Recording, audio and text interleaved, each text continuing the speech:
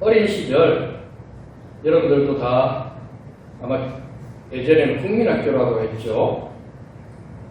가을 운동회를 하게 되어지면 달리기를 합니다. 5명, 6명 그렇게 한 조를 짜서 달리기를 하면 여기에다가 도장을 찍어줍니다. 그 등수에 도장을 받아서 가면 공책이나 학용품을 받았던 그런 기억이 있습니다.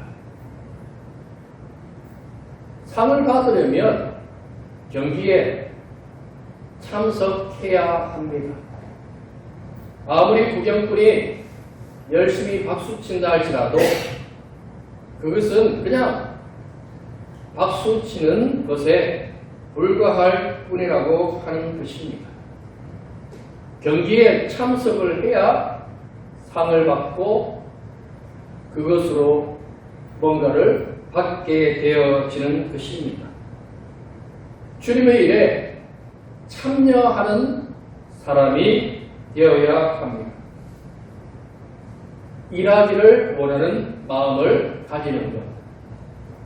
요즘 청년들이 힘들어하는 이유 중에 하나가 일자리가 없다라고 하는 것입니다. 일을 하고 싶은데 마땅한 일자리가 없어서 이력서를 20곳, 30곳 그렇게 많이 넣지만 잘 되지 않아서 힘들어하는 그런 청년들의 모습을 종종 보면서 안타까운 마음이 들었습니다. 우리는 주님의 일을 하기 위해서 얼마나 적극적으로 참여하려고 하는지 돌아보아야 할 것입니다. 주님이 우리에게 누가 갈꼬? 라고 물으셨을 때 손들고 주님! 제가 가겠습니다. 그렇게 대답할 수 있습니다. 주님, 아시잖아요. 제가 애도 많고 회사에 일도 많고 제가 공부도 많이 못했고 할 줄 아는 게 없고 이것저것 벌려놓은 일이 많아요. 성격도 차분하지 못하고요. 그래서 저는 안 돼요. 그렇습니까? 주님은 우리에게 예, 그것만 된다고 말씀하셨습니다. 믿음은 예에서 시작되어지는 것입니다. 아브라함에게 하나님께서 너의 고향 갈대아 우르를 떠나서 내가 지시한 땅으로 나가라. 그럴 때 아브라함은 예! 고향이 무엇이냐면 삶의 표절이고 많은 도움을 받을 수 있는 울타리이기도 합니다. 그때 당시는 야생의 시대입니다.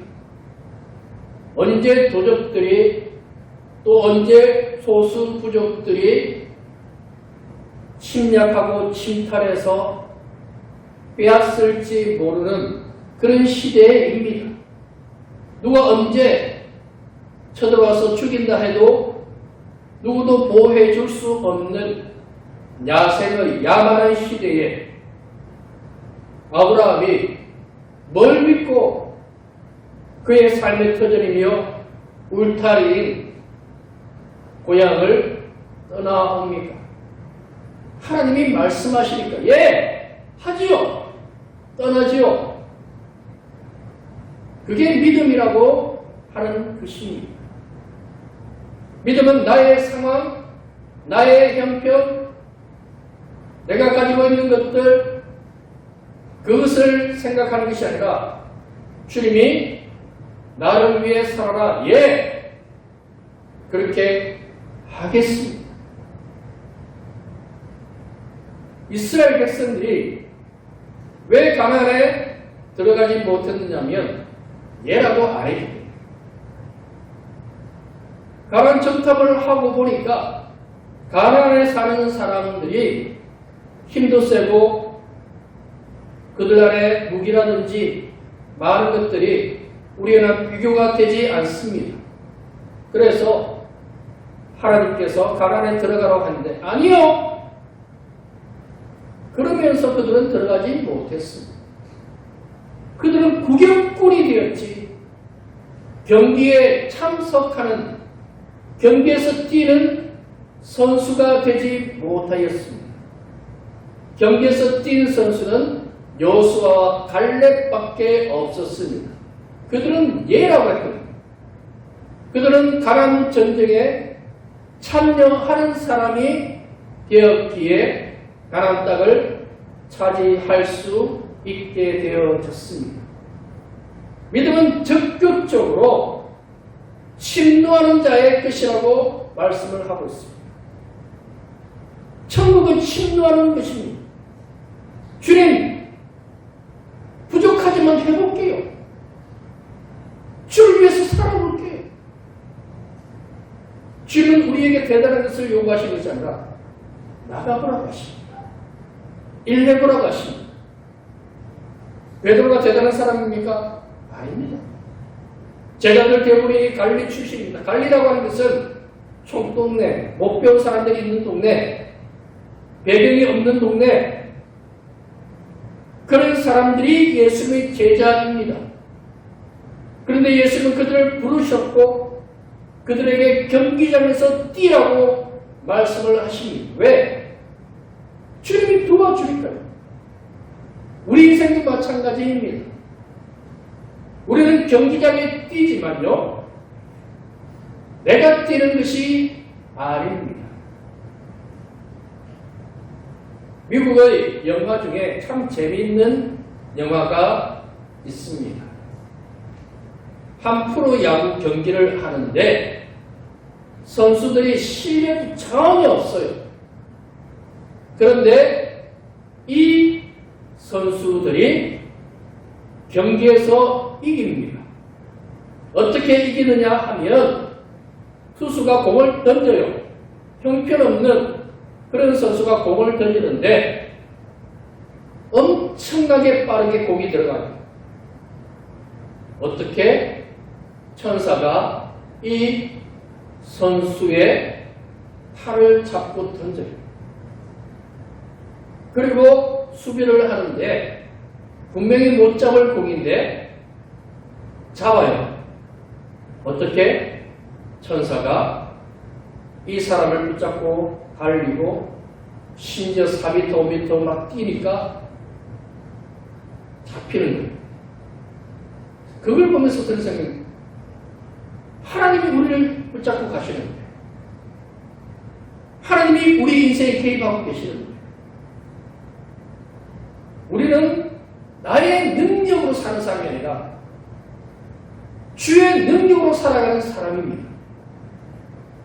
그래서 우리가 경기장에 갈 수 있는 것입니다. 베드로가 성령 충만을 받고 예루살렘 거리로 나갔습니다. 이 사람이 무슨 말을 할 수 있습니까? 성경 잘 압니까? 모릅니다, 사실.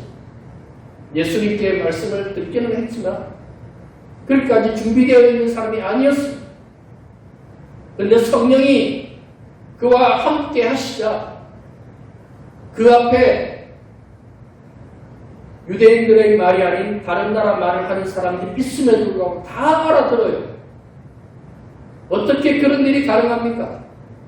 그리고 베드로는 구약 성경을 가지고 조목조목 아주 논리적으로 유대인들이 쉽게 이해할 수 있게끔 성경을 풀어가면서 예수님이 어떤 분인지 이야기를 해요. 그랬더니 그 자리에 있던 사람들이 회개하면서 형제들아 우리가 어찌할꼬 베드로가 있습니까? 베드로는 예루살렘 교회로 나갔습니다. 경기에 뛰니까 성령께서 그의 모든 것을 주장하시면서 놀라운 일들을 만들어내기 시작하더라고 하는 것입니다. 여호수아가 전쟁하다가 해와 달을 멈추라고 합니다. 그의 힘으로 할 수 있는 일입니까? 아닙니다. 여기서 중요한 점은 전쟁을 하고 있는 중이었다는 것입니다. 경기하고 있는 중에, 싸움 중에 하나님의 도움을 구하였을 때 하나님께서 그의 기도를 들으셨다라는 것. 이것이 중요한 것입니다. 우리가 믿음으로 살기 시작하면 하나님이 그 삶 속에 개입하시고 주장하시고 우리 안에서 놀라운 일들을 만들어 주시는 분이라고 하는 것입니다. 하고자 하면 됩니다. 안 하고자 하면 안 됩니다. 1달란트와 2달란트, 5달란트 차이가 무엇입니까? 1달란트 받은 사람은 안 할 방법을 먼저 생각했습니다. 그런데 2달란트, 5달란트는 주인이 하라고 했으니 나갑니다. 결과는 완전히 달라집니다. 1달란트는 아무런 것도 얻지 못하고 주인의 책망을 듣고 쫓겨납니다. 2달란트, 5달란트는 잔치에 참여하며 주인과 함께 하게 되어집니다. 우리는 어떤 삶을 살아야 되겠습니까? 주님, 보낼 만한 자를 보내소서. 아니요. 주님, 제가 조금 부족하지만 그래도 해보겠습니다. 주님 말씀하시는 예, 아멘. 주님은 우리의 실력이 아니라 우리의 마음을 보십니다. 선수는 잘해야 되잖아요. 우리 예수님이 선발하는 선수는요, 달라요. 운동선수들요, 우리가 생각하는 것과 비교가 되지 않아요. 동네에서 공 좀 잘 찬다고 하는 선수들이요, 진짜 국가대표 같은 이런 선수들하고 시합하면요, 비교가 되지 않아요. 우리 주님은 그렇게 선수를 선발하지 않아요. 부족해도, 연약해도 주님은 부르세요. 그리고 나를 위해서 경기장에서 뛰어주지 않겠느냐. 축구 선수가 11명이에요. 그런데 주님은 주를 위해서 살겠다면 12명, 13명, 100명, 200명도 그 경기장 안에서 뛰게 만들어 주세요. 그 경기장에서 뛰는 그 사람들이 우리 모두가 되어지기를 원합니다. 박수 많이 쳐서 말했습니다. 상은 누가 받는다고요? 경기장에서 뛰는 사람이. 그 경기장에서 주를 위해서 사는 사람, 그 사람이 상을 받는다고 말씀을 하고 있습니다. 그리고 또 이기기를 다투는 자마다 모든 일에 절제하나니, 그렇게 말씀을 하고 있습니다. 당시에 올림픽 경기에 참여하는 선수들은 선발이 되어지면 1년에서 2년 정도 특별한 훈련을 하게 되어집니다. 그 훈련은 인간이 견딜 수 없는 혹독한 훈련입니다. 운동선수들이 선수촌에 입촌하게 되어지고 훈련을 하게 되어질 때 굉장히 절제된 그 짜여진 프로그램에 따라서 훈련을 하고 움직여야 됩니다. 특히 몸무게를 결정하는 그런 체중에 따른 선수들, 그런 선수들은 먹는 것 하나까지도 다 계산하면서 먹고 훈련을 해야 하는 것입니다. 내가 하고 싶은 것, 내가 먹고 싶은 것, 그것이 아니라 이 상을 받기 위해서는 절제해야 한다라고 말씀을 하고 있습니다. 이 말씀은 나를 위해서 사는 것이 아니라 주를 위해서 살아야 한다라는 말씀입니다.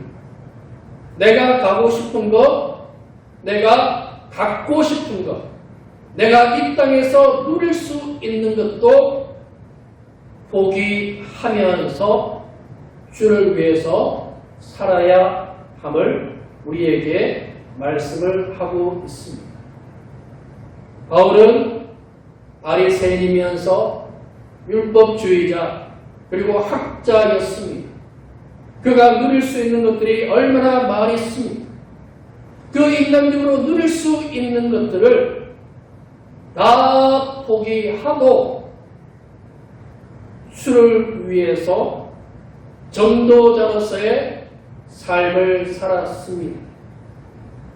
우리에게도 더 중요한 것은 나의 영광, 내가 가지고 싶은 것, 내 명성이 아니라 주님이라고 하는 것입니다. 주님을 위해서는 내려놓고 포기할 수 있는 은혜가 있어야 하는 것입니다. 최근 연예인들 보면서 참 안타까운 모습을 보게 되어집니다. 가끔씩 연예인들이 음주 사고를 일으켜서 방송에서 퇴출되는 그런 경우들을 보게 되어집니다. 그 속에서 땡벌로 유명한 강진이라는 가수를 눈여겨보게 되어졌습니다. 그는 이 가수라는 직업을 하면서 술, 담배를 절대 안 한답니다. 그리고 늘 정해진 시간에 운동을 하고 정해진 만큼 식사를 하고 그렇게 정해진 대로 살아가고 있다고 합니다. 왜 그렇게 합니까? 그래야 가수로서 팬들 앞에 더 많이 설 수 있고 가수로서 생명을 유지할 수 있다라고 생각하기 때문에 그렇습니다. 배울 점이 참 많습니다. 우리도 주님의 일을 하기 위해서는 때로는 절제해야 할 것들이 있습니다. 내가 가지 말아야 할 곳, 내가 만나지 말아야 할 사람, 그런 것들에 대해서 생각하지 않고 아무렇게나 무절제하게 그렇게 살아가다 보면 그 삶이 하나님과 멀어질 수밖에 없는 것입니다. 엉뚱한 곳에 돈 쓰고 엉뚱한 곳에 시간 쓰고 엉뚱한 사람을 만나고 그러다 보면 진짜 주를 위해서 사용해야 할 물질, 시간, 우리의 마음들 그런 것들을 사용할 수 없게 되어집니다. 우리의 우선순위는 주님께 있는 것입니다. 주님께 마음을 드리기 위해서 조금 참을 줄 아는 그런 모습을 가지면 더 많은 것을 가지고 주를 위해서 사용할 수 있는 주님 앞에 또한 쓰임받을 수 있는 성도가 되어지는 것입니다. 마지막으로 다름질 하기를 향방 없이 하지 없는 것 같이 하지 아니하고 싸우기를 폭을 치는 것 같이 아니하며 달리기를 하는데 아무 곳이나 막 달리지 않습니다. 정해진 그 선을 따라서 달려야 하는 것입니다. 이것은 주님의 말씀 안에서 경기를 하는 것입니다. 경기할 때 규칙이 있습니다. 이 규칙은 하나님의 말씀입니다. 하나님 말씀 안에서, 하나님 뜻 안에서 우리는 달리기를 하는 사람이 되어야 합니다. 이 달리기의 목적이 무엇이며 결승선이 무엇인지 아는 은혜가 우리 가운데 있어야 하는 것입니다. 사울이 왕으로 세워졌습니다. 그러나 그가 목적을 상실하자 하나님이 아니라 자신의 영광, 자신이 갖고 싶은 것, 그것만을 생각하다가 그 삶이 망가지고 말았습니다. 하나님께서 솔로몬에게 성전을 짓게 하신 이유가 무엇입니까? 예배하라고 주신 것입니다. 하나님을 찾으라고 주신 것입니다. 그러나 그 목적을 상실하자 그 다음 때에 모든 것을 다 잃어버리고 말았습니다. 권투를 하는데 권투 선수가 아무데나 그렇게 주먹을 휘두릅니까? 그렇지 않습니다. 양궁 선수가 관영이 아닌 다른 곳에 화살을 쏘지 않습니다. 그렇게 관역과 정확하게 상대방을 보면서 주먹을 휘두르고 활을 쏘아야 점수를 얻게 되잖아요. 그처럼 분명한 목적과 분명한 이유를 가지고 살아가는 은혜가 우리 가운데 있어야 하는 것입니다. 이것은 주님을 만날 때 그런 은혜가 있습니다.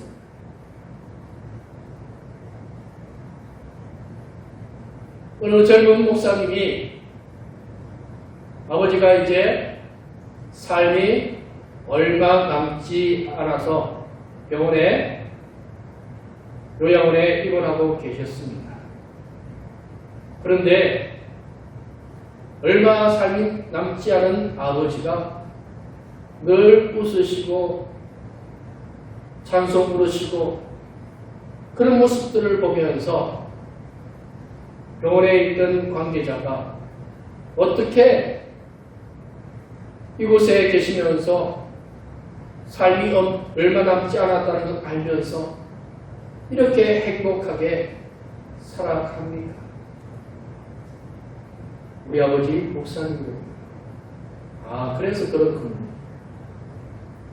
그러면서 밑에 층에 비구니 스님이 한 분 계신데 늘 우울하게 계신다는 이야기를 듣게 되었습니다. 그래서 궁금해서 그 비구니 스님을 만나러 갔습니다. 그분도 삶이 얼마 남지 않았습니다. 그분을 만나면서 목사님이시군요. 얘기는 들었습니다. 저는 평생 삶이 어디서 왔다가 어디로 가는지 그걸 늘 찾고자 애쓰면서 살았는데 아직 답을 찾지 못했습니다. 그래서 자주자주 그 스님을 찾아가서 예수님 이야기를 했습니다. 그리고는 그 스님께 예수님을 영접해 보십시오. 그러면 인생이 어디서 왔다가 어디로 가는지 알게 되어질 것입니다. 그리고 영접 기도를 했습니다. 그랬더니 이 비구니 스님이 완전히 달라졌어요.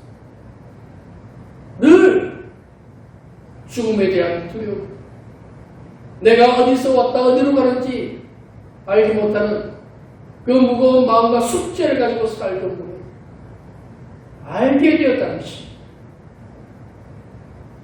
내 인간의 능력이 아니라 예수님이 내 마음에 올 때 내가 어디로 가는지 알게 되어지는 것입니다. 인간은 답이 아닙니다. 인간은 주님을 만나야 답을 알게 되어집니다. 주님을 믿어야 주님이 나의 구원자시요 나의 생명이라는 신앙 고백이 있어야 이 결승점을 깨닫게 되어집니다. 대표적인 사람이 바울입니다. 바울은 율법주의자였습니다. 이 율법주의자 바울이 예수를 만나자 그는 매일 기뻤습니다. 복음 전하다가 매맞고 감옥에 갇히고 굶기도 했는데 빌립보서에서 기뻐하며 기뻐한다고 했습니다. 기뻐할 이유가 무엇입니까? 지금의 고난과 비교할 수 없는 영광이 기다리고 있다라는 것을 알기 때문에 진짜 좋은 것이 무엇인지 알기 때문에 여러분은 복된 분들입니다.